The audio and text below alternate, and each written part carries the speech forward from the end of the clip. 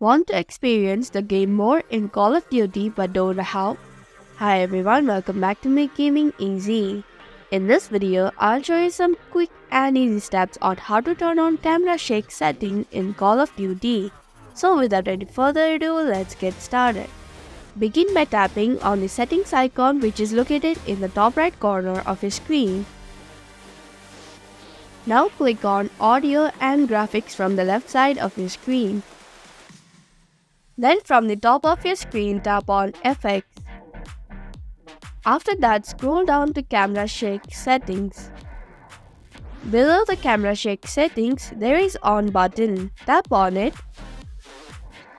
And that's how you can turn on Camera Shake setting in Call of Duty. Thank you for watching Make Gaming Easy. Hope this video was helpful. If it was, then hit the like button and comment down if you have any questions or feedback. Also, if you're new to our channel, subscribe and hit the bell icon so that you don't miss upcoming videos.